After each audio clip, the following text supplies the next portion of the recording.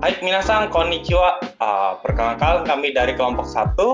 Kami akan membahas materi dari mata kuliah statistika yang berjudul Tendensi Sentral. Untuk itu, kita akan langsung masuk aja ke dalam materinya. Oke, sebelum itu kita kenalan dulu dengan anggota kelompok 1 ya. Jadi di anggota kelompok ini ada 5 orang. Yang pertama ada saya sendiri yaitu Nicholas Rian Saputra Nugroho dengan NIM 23010. Kemudian ada dengan saya Yogi Farezi dengan NIM 23014. Lalu dengan saya Mariam Konita dengan NIM 23070.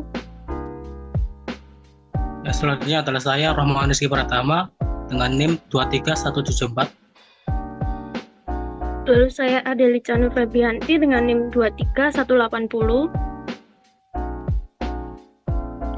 Nah, itu dia anggota dari kelompok 1 ya, teman-teman. Nah, untuk materi kami hari ini, kami akan membahas tentang yaitu mean, median, mode, kemudian ada hubungan antara mean, median, dan mode.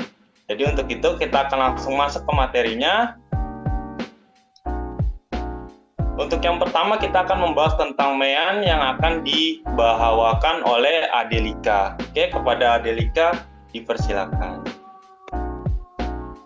Yang pertama adalah mean. Biasanya diberi simbol X atau mean sendiri didapatkan dengan menjumlah data semua individu pada sebuah kelompok, kemudian membaginya sesuai jumlah individu dalam kelompok tersebut. Pada data yang telah dikelompokkan, nominal data yang asli sudah tidak terlihat. Yang tersisa hanya kelompok nominal yang merupakan angka dalam rentang tertentu. Besar nilai tengah tiap interval biasanya sama dengan nilai tengah interval yang bersangkutan.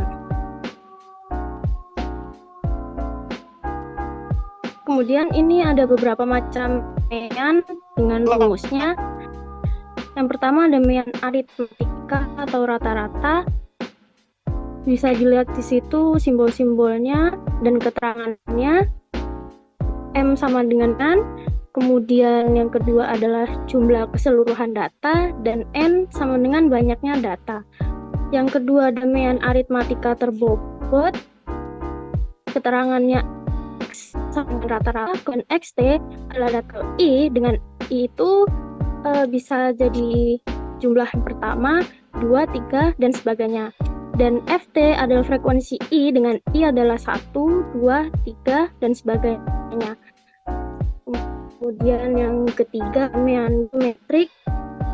G adalah rata-rata geometrik. Kemudian yang keempat ada mean harmoni, di mana H sama dengan rata-rata harmoni.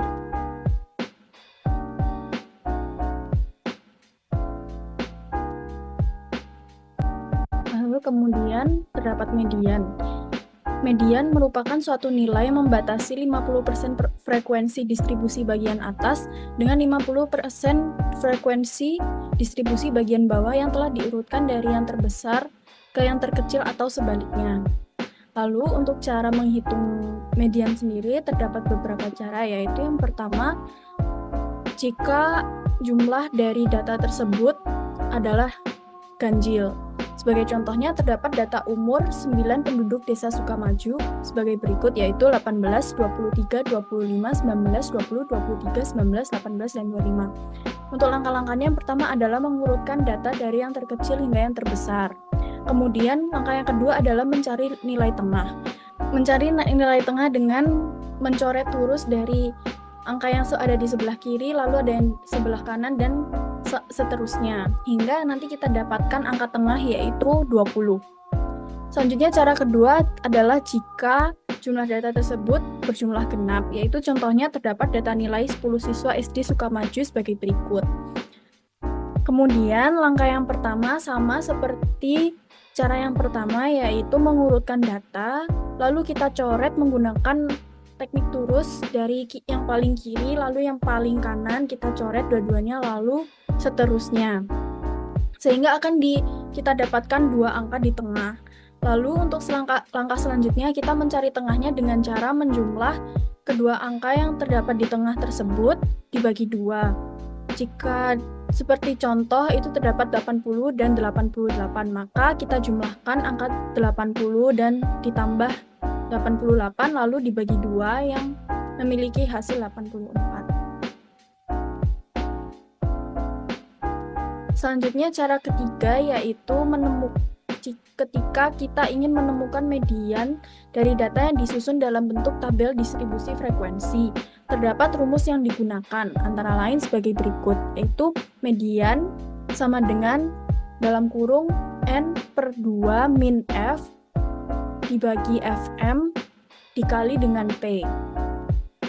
Untuk keterangannya sendiri, TB itu berartikan tepi bawah dari kelas N/2, lalu yang untuk F adalah frekuensi kumulatif sebelum kelas median, Fm merupakan frekuensi kelas median, dan P sama dengan interval.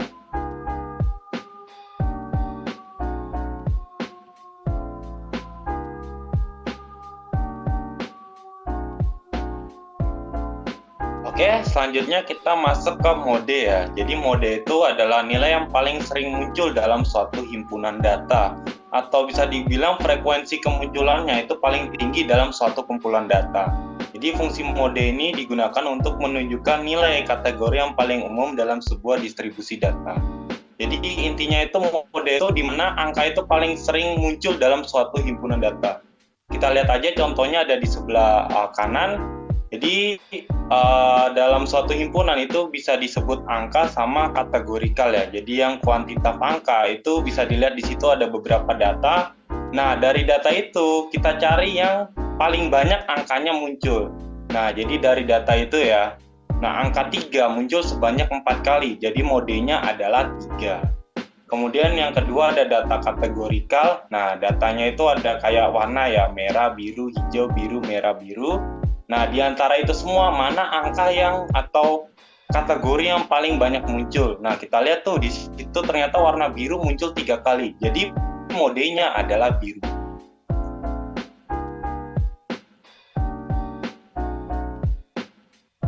Nah, langsung aja ya, kita masuk ke contoh soal ya. Jadi, diberikan data hasil ujian matematika dari 10 siswa sebagai berikut. Jadi, nilainya ada 75, 80, 85, 80, 90, 75, 85, 85, 80, dan 90. Nah, pertanyaannya, berapakah mode dari data tersebut? Nah, caranya sama seperti tadi, kita kelompokkan dulu. Tuliskan data dalam bentuk terurut dan kelompokkan nilai yang sama. Jadi kita cari dulu, 75 ada 2, 80, 80, 80 ada 3, 85, 85, 85 juga ada 3, 90-nya juga ada 2. Nah, kemudian cara kedua itu hitung frekuensi kemunculannya setiap nilai. Nah, 75 tadi muncul 2 kan, 80 muncul 3, 85 juga muncul 3 kali, 90 muncul 2 kali. Nah, setelah langkah kedua kita selesaikan, kemudian masuk ke langkah ketiga itu cari nilai yang paling sering muncul. Nah, dari hasil data yang udah kita cari ya kan, ada 2 data tuh yang 3 kali muncul ya kan, 80 sama 85. Jadi, mode dari data tersebut adalah 80 dan 85 karena dia muncul sebanyak 3 kali.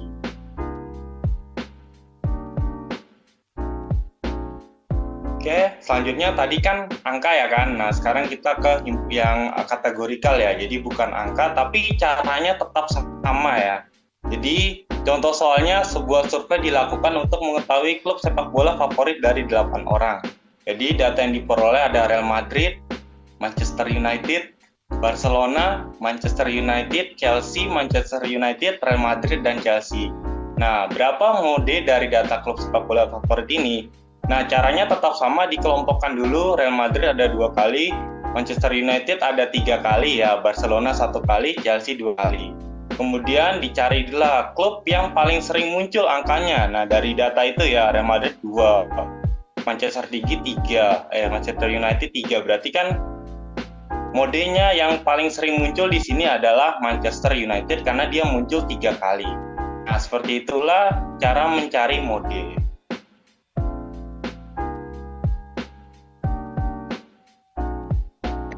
Selanjutnya adalah hubungan antara modus, median, dan mean.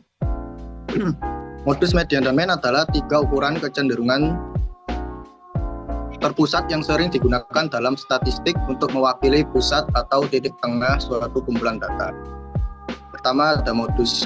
Modus adalah nilai yang paling sering muncul dalam sekumpulan data. dan saya akan sedikit menambahkan penjelasan tentang modus.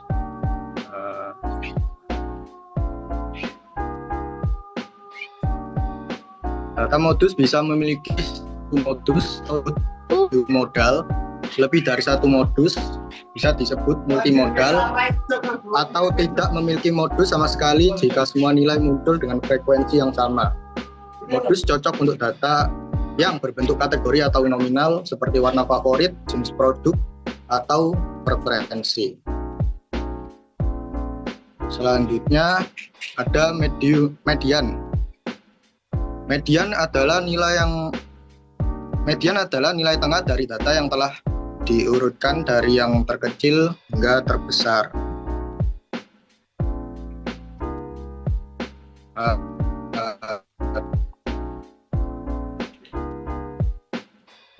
Jika di dalam jumlah median data rata dari dua nilai tengah.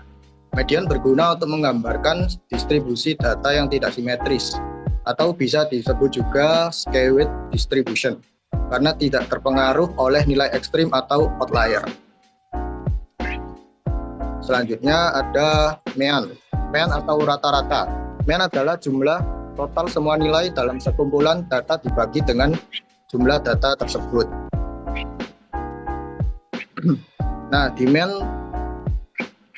mean sering digunakan karena mempertimbangkan semua nilai dalam data. Namun mean rentan terhadap outlier, yaitu nilai ekstrim yang dapat menggeser nilai mean jauh dari pusat data sebenarnya. Selanjutnya mungkin bisa dilanjutkan oleh Romawan.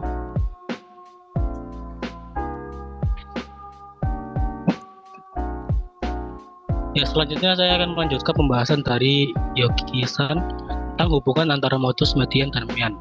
Hubungan antara modus, median, dan mean dapat pada suatu distribusi frekuensi dapat digambarkan sebagai berikut. Pada yang pertama, apabila modus, median, dan mean mempunyai nilai yang sama, sehingga nilai modus, median, dan mean akan berada pada suatu titik pada kurva distribusi frekuensi. Dalam gambar yang sudah tertera, kurva distribusi frekuensi itu akan berbentuk simetris, yang artinya bentuknya akan sama dari kedua sisinya. Bisa dilihat sendiri. Dan yang kedua, apabila mean lebih besar dari median dan median lebih besar dari modus, sehingga pada kurva distribusi frekuensi nilai mean akan berada di sebelah kanan, lalu median berada di sebelah tengahnya, dan modus di sebelah kiri kurva. Di sebelah kiri, kurva distribusi frekuensi yang tergambar adalah kurva dengan kemiringan positif. Next. Yang selanjutnya dan yang ketiga, apabila mean lebih kecil dari median dan median lebih kecil dari modus, sehingga pada kurva distribusi frekuensi nilai mean akan berada di sebelah kiri, sedangkan median berada di sisi tengahnya, dan modus akan di sebelah kanan. Kurva distribusi frekuensi yang tergambar adalah kurva dengan kemiringan negatif. Dan yang terakhir, jika kurva distribusi frekuensi tidak simetris, atau bisa disebut miring ke kiri atau ke kanan, sehingga pada umumnya akan berlaku hubungan antara mean, median, dan juga modus dengan rumus sebagai berikut, yaitu mean minus modus sama dengan 3 kali mean minus modus. Baik, sekian.